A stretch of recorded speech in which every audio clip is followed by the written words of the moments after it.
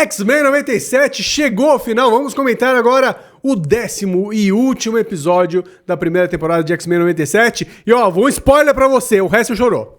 Que isso, ó, chore se você chorou, porque é muito emotivo aí esse final de temporada, depois de Destruição de Genosha, depois de 1 milhão de versões de Sentinela aí, Mestre Mod, Bastion, não aguentava mais robô, e agora a gente tem um Bastion do Dragon Ball Z, o Bastion em 3 versões diferentes, poxa, tá difícil de derrotar esses vilões aí, os X-Men não tem descanso. Agora, Hessel, agora é o apocalipse. Ih, rapaz, olha só, antes da gente entrar aí nos detalhes aí, também cena pós-créditos, olha só, se você não sabia, tem cena pós-créditos nesse episódio verdade? aí. Piscou, perdeu. A gente vai dar uma resumida aqui, ó, porque se você piscou, perdeu também, você perdeu um monte de participação especial, juntaram todo mundo do Marvel Universe aí, ó, não do MCU, mas do universo dos desenhos, enfim, tipo, toda essa terra, essa realidade dos desenhos foi reunida aí pra dizer que os X-Men realmente eles merecem estar no centro do universo Marvel e eles são os mais fodas, e enfim, então o desenho ele acabou aí pelo menos num grande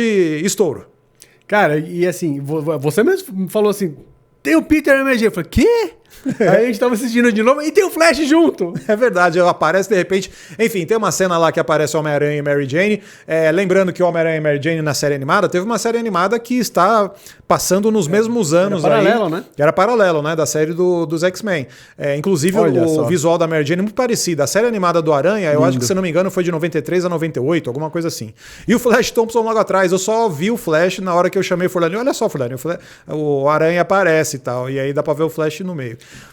Mas é isso aí, velho. Muita destruição, muito fogo, muito meteoro e, enfim, um grande clímax aí pra essa temporada de X-Men 97, mas vamos começar. Vamos começar pelo começo. Ó, o começo desse episódio agora é uma cena de destruição, de guerra, de destruição, e tá o Xavier e o Magneto conversando num bar. E daí a gente lembra, né? Pô, o Magneto ele é sobrevivente da Segunda Guerra Mundial. Mas aquilo não parece muito ser a Segunda Guerra Mundial, porque eles já estão mais velhos, e a música que tá tocando é uma música de 65, então quer dizer, 20 anos depois. Uhum. Então quer dizer, a gente tá ali na Coreia, na verdade, né? Pode ser, a Guerra da Coreia aconteceu nos anos 50, né? Um tempo depois. Ou 60, ou comecinho de Vietnã. Olha, talvez não Pode seja... ser Vietnã. Poderia ser, né? Tipo... Os Estados Unidos ele entrou realmente na Guerra do Vietnã no meados dos anos 60. No meados dos anos 60. Na época, acho que o Kennedy já tinha morrido e tal. Então eu acho que... Kennedy em 69, não é? Que vai pra Lua em 69 e depois ele morre. Não, ele já tinha morrido já antes. Kennedy ele morreu em 60... Enfim, eu não vou lembrar aqui de cabeça. 69, sim. O lance é o momento em que o Xavier e o Magneto, eles meio que percebem que os dois são mutantes. É meio que uma saída do armário ali, uma revelação. O Xavier fala por telepatia com o Magnus e aí eles falam, tipo, sou mutante, olha só, sou mutante também e tal. Que ele fala assim, tipo, eu consigo dobrar a realidade com a mente e tal. E ele, eu consigo dobrar os metais. Talvez dobrar os metais seja mais fácil.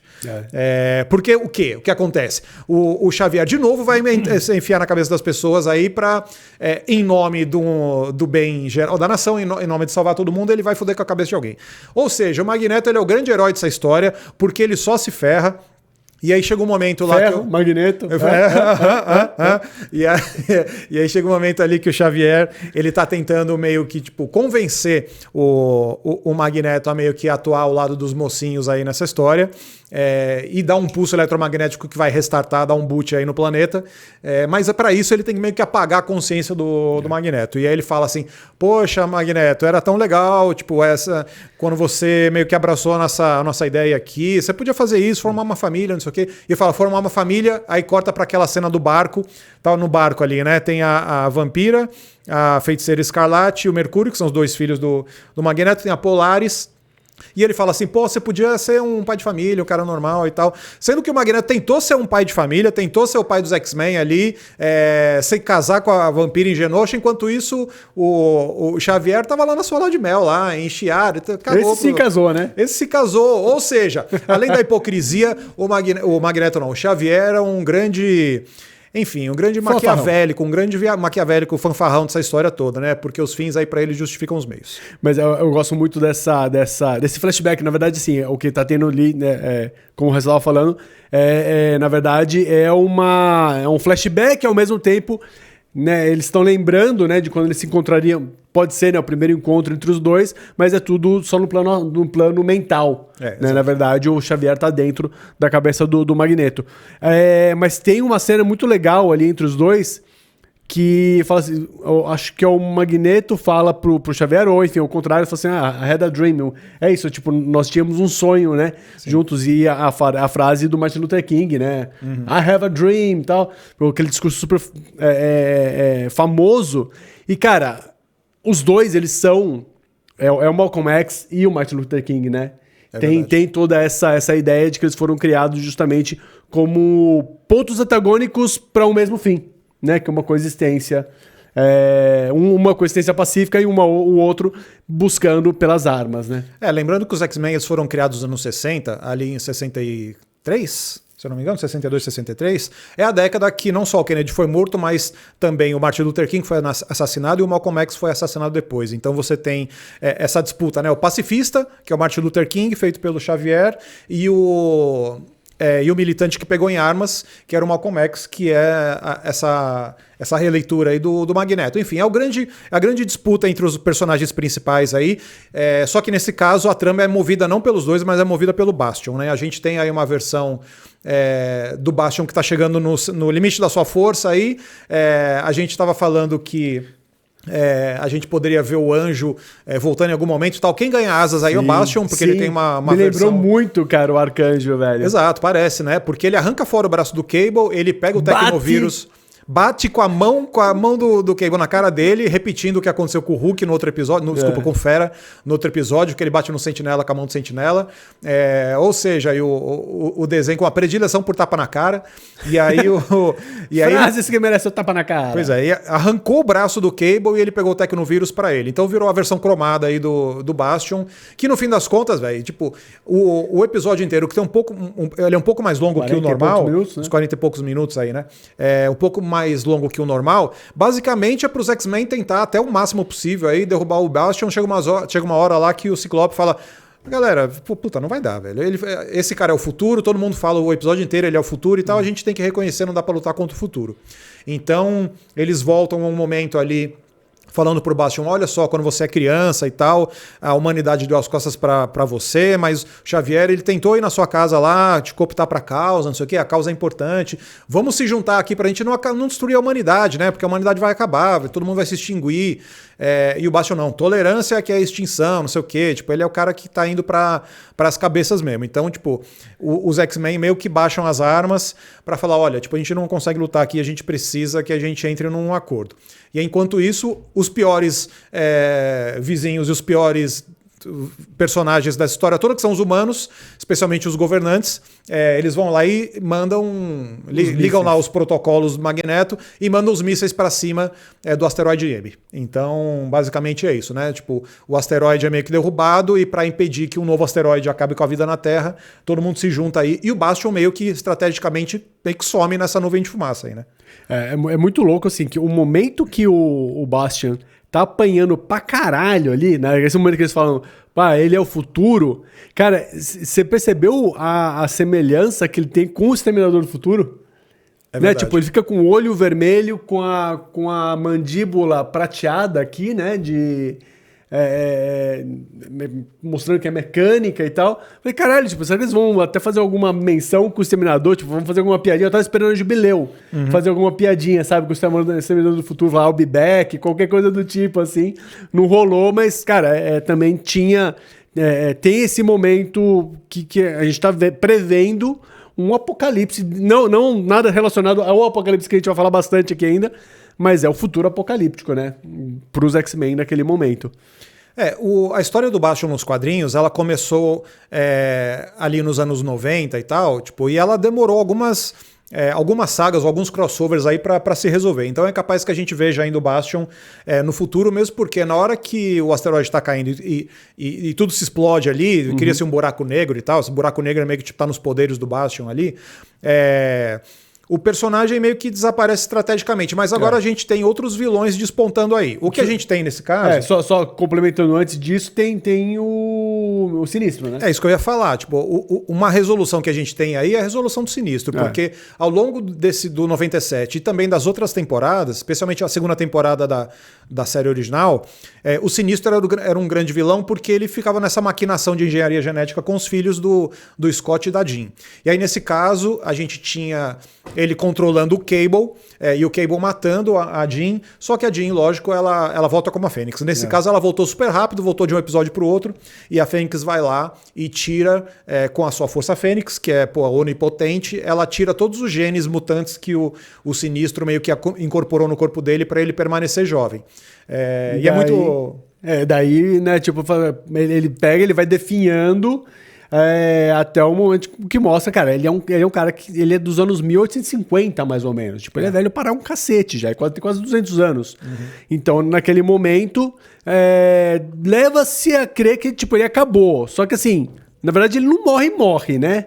É aquela morte Marvel que a gente não vê ele, sei lá, virando fumaça, por exemplo. Então... mas já é um fecho, né? Já é um fecho de história ali, né? Mas talvez ele tenha mantido alguma coisa. Tipo, não é... Ele pode voltar também, cara. Dá pra voltar, mas ali eu acho que tá um pouco encerrado. Inclusive tá encerrado a relação dele com o Morpho. Lembrando que o Morpho, ele era meio que torturado nessas coisas dos testes do Sinistro e tal. E aí no final o Sinistro olha pro Morpho e fala, putz, mostra pra mim, essa é a cara que eu tenho. Aí o Morpho meio que tipo revanchista fala, essa é a cara que você sempre teve pra mim e tal. Então nesse caso aí, eu acho que a narrativa dos dois também tá encerrada. Eu acho que o Sinistro, por enquanto, tá meio que contado essa história. Só que agora a gente tem despontando aí não só o Apocalipse, vamos já explicar por quê, mas a gente também tem alguns outros personagens aí que também tem uma relação com o Bastion nos quadrinhos um pouco pra frente. Um nome que é mencionado ali é o Graydon Creed. Graydon Creed, quando dizem ali, né... que eles estão falando, tipo, o presidente está muito preocupado, inclusive os Vingadores aparecem ali, né, na sala protegida do presidente e lá tal. Homem de Ferro, o capitão, né, protegendo. Eles estão falando ali, olha só, tipo, o presidente está preocupado com a Terra aqui, eles mandam os mísseis e tal. Aí beleza, pula alguns meses. Pulando os meses, uma notícia que sai ali, que eles estão escutando o rádio e tal, diz que o Graydon Creed, ele tá numa campanha para ser presidente e ele vai desafiar o Kelly, e ele tá numa campanha antimutante para ser presidente. Isso ecoa muito o que acontece nos quadrinhos e também um pouco do que aconteceu já na série animada. Lembrando que o Graydon Creed, ele é o fundador dos Amigos da Humanidade, que desde o primeiro episódio do 97, eles são meio que tidos como os vilões, né? São os caras que são meio uma milícia militar. Não, milícia militar não, a milícia, né? Tipo, isso não é redundante. Mas enfim, eles são uma milícia que tem uns poderes de sentinela lá no começo e tal, aquelas bazuca de sentinela, não sei o quê. O Graydon Creed, ele é o líder, o fundador dos Amigos da Vizinhança. Lembrando que na série original, como o Graydon ele é filho do Dentes de Sabre com a Mística, que são dois mutantes, mas ele não é mutante, ele é meio que ostracizado, assim, né? Pelos dois lados, né? Pelos dois lados, exato. Porque a Mística abandonou ele, botou ele pra adoção, e aí ele cresceu meio com raiva dos mutantes, e do lado dos humanos ninguém aceita ele porque ele é filho de mutantes. Então, na série animada, ele foi meio que, tipo, exposed pelos X-Men, e aí ele fica meio em ruína aí, tipo, e jogam ele no território lá do Dente de Sabre e falam, agora eu vou ensinar ele bons modos e tal. Então, o desfecho desse personagem na série original fica em aberto, e agora parece que ele tá voltando. É muito louco, assim, mais uma vez, eles fazendo um paralelo com o momento político que a gente está vivendo, né, de polarização. Então, você vê ali na disputa para a presidência, coincidentemente ou não, esse ano é um ano de eleição presidencial lá nos Estados Unidos, e a gente vai ter um candidato que é contra imigrantes, que é contra gays, que vai falar contra os latinos, vai querer expulsar todo mundo de lá. Quer dizer, tá aí, não é nem metáfora isso, né? Tipo, eles estão mostrando, estão dando na cara. Quem quiser entender isso, entenda, né? Tipo, é isso. X-Men desde sempre estava falando sobre o que está acontecendo no mundo. Exato. E o presidente, lembrando aqui que ele já apareceu em outros episódios e tal, ele tá do lado dos mutantes. O Kelly, o presidente Kelly, era o senador Kelly, que começou como anti-mutante ali, especialmente nos filmes dos X-Men, na primeira trilogia e tal. Só que aí ele se bandiou pro lado dos mutantes. Então ele meio que defende a bandeira mutante e ele, em oposição, você tem o Graydon. O que acontece nos quadrinhos é o seguinte, na véspera da eleição, o Graydon Creed é morto com um tiro num raio de plasma. Né, uma rajada de plasma. E aí descobriu-se, muitos anos depois, na HQ que se chama X-Men Forever, que foi uma versão da Mística do futuro que veio pro presente e matou ele. Mas o lance ele é morto, e aí sobe com o corpo dele por um tempo. E aí acontece que os purificadores, que também são uma milícia, o que mais tem é milícia, tá, nas histórias dos X-Men, um grupo paramilitar, eles chegam e descobrem o corpo do Graydon Creed e conseguem reviver ele usando a tecnologia do Tecnovírus. Então ele é ressuscitado e ele sobra aí para uma história que vai envolver o Bastion depois. O lance os Purificadores são um grupo formados pelo William Stryker, olha só, se você conhece as histórias do Wolverine, aí o Stryker é um cara famoso, porque no cinema ele é o cara que faz o Projeto Arma X. E o nome dele já foi mencionado num episódio do X-Men, quando ele aparece dando entrevista na TV, falando, vai acontecer a guerra, o Xavier vai voltar do espaço com o exército, não sei o quê. Ou seja, mais um cara que é intolerante em relação a mutantes, que tá meio chamando pra guerra. Então a gente pode ter no futuro uma aliança aí do Graydon Creed, junto com o William Stryker e junto com o Bastion, que é uma coisa que acontece de verdade nos quadrinhos. Eles se juntam, né? Tipo, o Bastion meio que junta todo mundo em torno dele. Caramba, e por falar em futuro, né? Na hora que acaba o episódio, um meteoro estava caindo na Terra, o Xavier, ainda naquele embate, dentro da cabeça do Magneto, ele consegue fazer o Magneto retomar a consciência por algum momento, ele acaba com o pulso eletromagnético que ele tinha criado, a Terra volta ao normal e ele consegue também pegar o asteroide M e fazê-lo voltar à órbita. A órbita, exato. Só que assim, nesse momento, junto com o plano do Fera, que era usar o Pássaro Negro também para tentar fazer esse desvio do asteroide M e tudo mais, o asteroide M simplesmente some. Aí você fica assim, tá, e aí, acabou, morreu? Porque enquanto isso na Terra, a gente vê a Jubileu com o Mancha, com o Roberto, né? Que, aliás, é meio bizarro o jeito que o Roberto salva a Jubileu. Tipo, ela tá no espaço, ele pega ela e sai voando, mas beleza, ela não respira no espaço, ela não voa, mas enfim, tudo bem. A gente dá essa licença poética aí. Eles aparecem na Terra, aparecem lá na mansão, tá o Ford e volta o Bishop. O Bishop, ele o Bishop e o Ford são super, né? Tipo, é uma dupla, né? Sempre nos quadrinhos. E o Bishop reaparece e ele tá numa realidade que não é tão no futuro assim. Numa realidade não, desculpa, numa linha... num futuro que não é tão distante, né? Porque originalmente ele nasceu uns 80 anos só, né? Tipo, dessa linha dos X-Men. Aí já numa época em que os mutantes eles estão sendo caçados também, de novo caçados, ele tem aquele M porque ele é marcado como mutante e tal. Então tem muita coisa aí envolvendo esses personagens que já é uma reconstrução dos X-Men. Tanto que aparece uma imagem deles ali, especialmente o Ford olhando na TV e tal, ele já tá meio que medindo quem desapareceu, quem que tá sumido. Sim. A gente tem a informação de que tanto o Mercúrio quanto a Feiticeira Escarlate estão fora da Terra. Então você pode ter uma volta aí de alguns personagens que não apareceram nessa temporada, como o próprio Colossus ali. A Feiticeira Escarlate aparece rapidinho naquela visão que o Xavier bota na cabeça do Magneto e tal, mas ela tá sumida também. Lembrando que ela é mutante, tá? A gente tá acostumado a ver ela nos filmes dos Vingadores e tal, mas ela faz parte, ela joga nos dois grupos, nos dois times. E daí a gente vai ver que, na verdade, rolou uma divisão.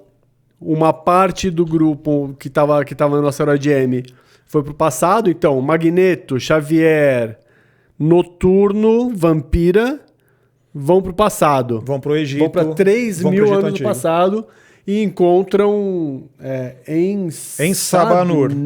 Em Sabanur. Talvez você conheça ele de algum lugar. E, enquanto isso, no futuro, a Jean e o Scott vão encontrar um menino chamado Nathan. No ano de 3.960. Exato. Então, quer dizer, o filho, né, que eles tinham mandado pro futuro, tava lá, e quem tá tomando conta deles é o clã Ascani, que é o clã que adotou o Cable no futuro, liderado pela mãe Ascani. E a mãe Ascani é ninguém mais, ninguém menos que a Rachel Summers. Olha só, a Rachel Summers é a filha, a segunda filha, é a filha do Scott com a Jean. E numa realidade, nas histórias em quadrinhos, o que acontece é que ela se sacrifica numa realidade, porque ela tá tentando salvar nem lembro, acho que Excalibur, alguma coisa assim. Mas aí a entidade dela se destrói e se divide. Só ela que ela tem poder Fênix também, né? Ela tem poder da Fênix, exato. Porque tipo, ela também herda meio que os poderes da mãe. É o que o Cable fala, né? Aquela hora, tipo... minha mãe era ela tinha telecinese muito forte, e isso não pula uma geração, né?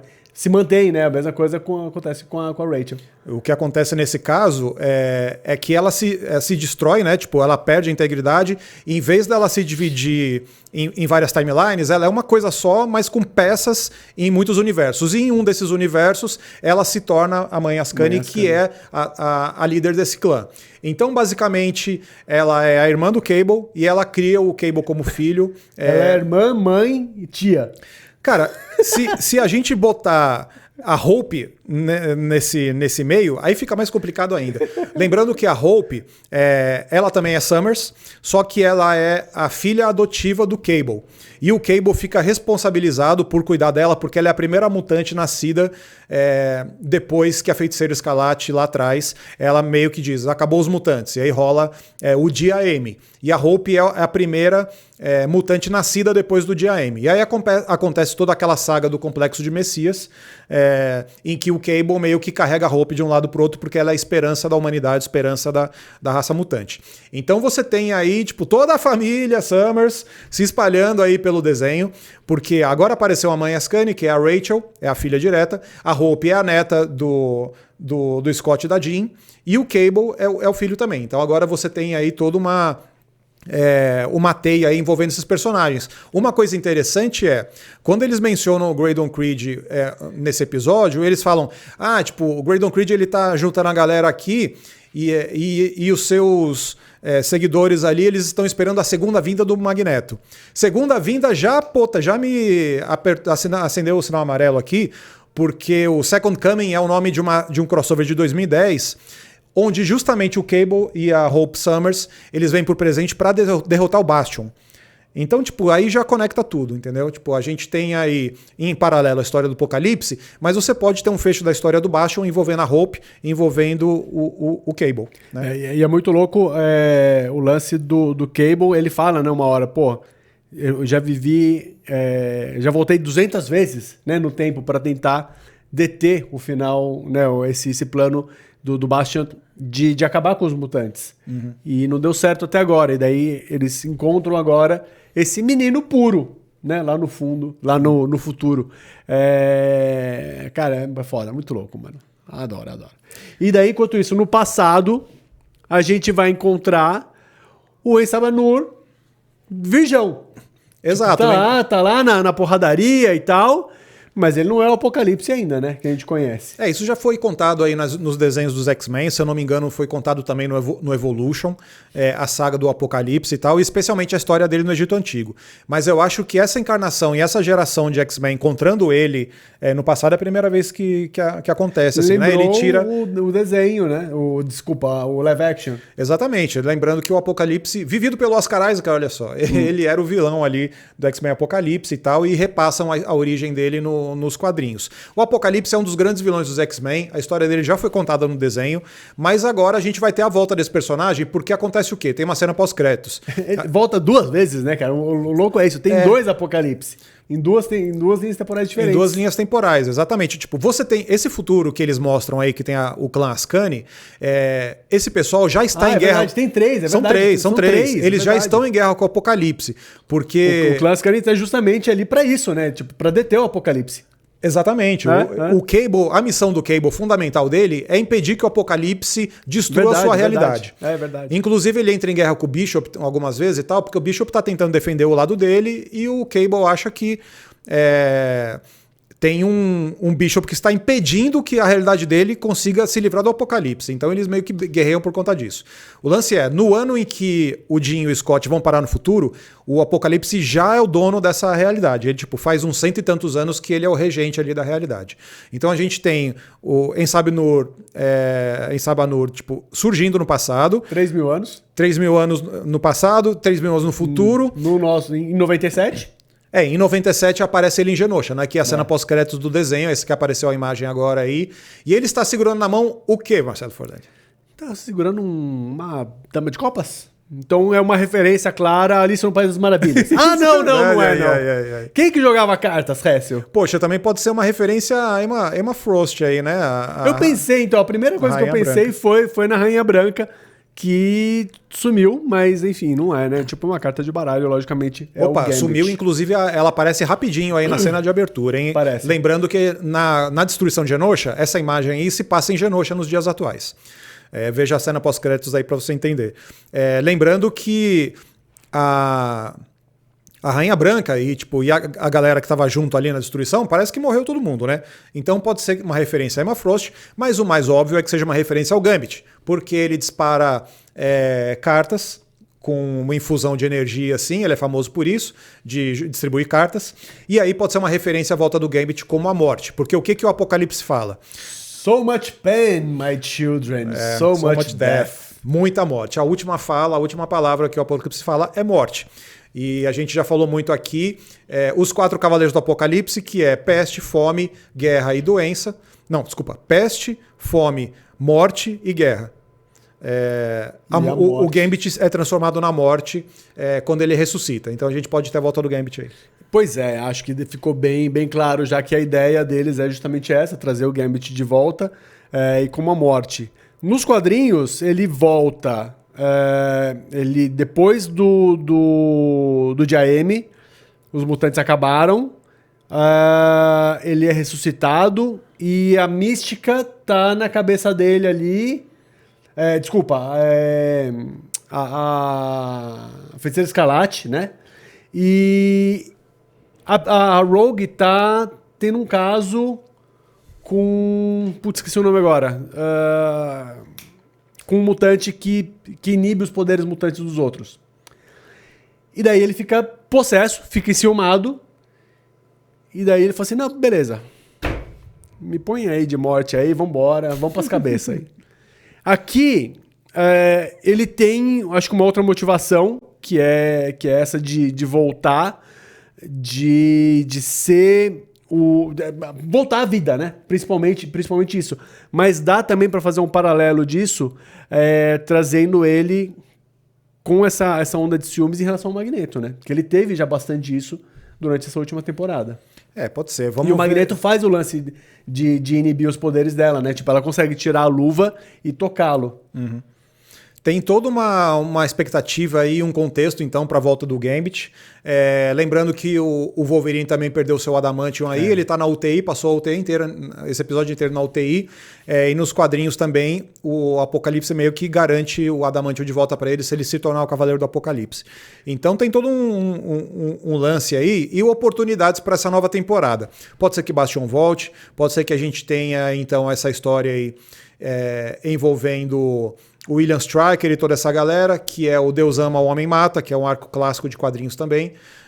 Pode ser que a gente tenha Apocalipse, porque tudo dá a entender a isso, mas muita coisa para acontecer ainda aí. Sem contar isso que você estava falando, né? A volta do Adamantium. Com quanto tempo a gente vai perdurar esse arco, né? Pro Wolverine recuperar o Adamantium dele? Nos quadrinhos, cara, foi longo. 5 anos. Foram 5 anos. E ele se fudendo, tipo, sofrendo, virando aquela versão bestial dele. Eu quero ver isso, cara, na animação também. Tipo, porque o Wolverine ficou muito de lado nessa temporada, né?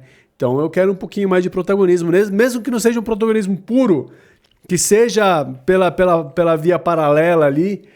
Eu acho que vale, tipo, a Ororo mesmo, né, tipo, nessa última temporada também, ela teve alguns momentos de brilho, termina bem, mas eu acho que dá pra dar mais espaço, enfim, supergrupo é isso, né?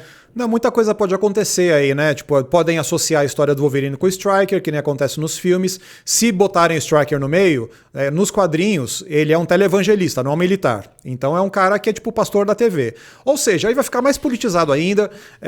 Deve ter eleição aí no meio dessa história toda, porque eles já prometeram a eleição, né? Tipo, nesse episódio. Ou seja, o negócio vai ficar quente, vai ficar atual. Agora a pergunta é: quanto tempo falta pra gente receber mais episódios, Cécio? É isso que eu quero. O negócio ficou bom, hein? Ó, mas por enquanto é isso, a gente vai dar o nosso veredito, hein? Acompanhe aí, ó, assine o canal, veja a gente, porque a gente vai gravar, eu e o Forlan, a gente vai gravar agorinha o veredito e você vai poder assistir daqui a pouco, certo? Então é isso, por enquanto é isso. Valeu!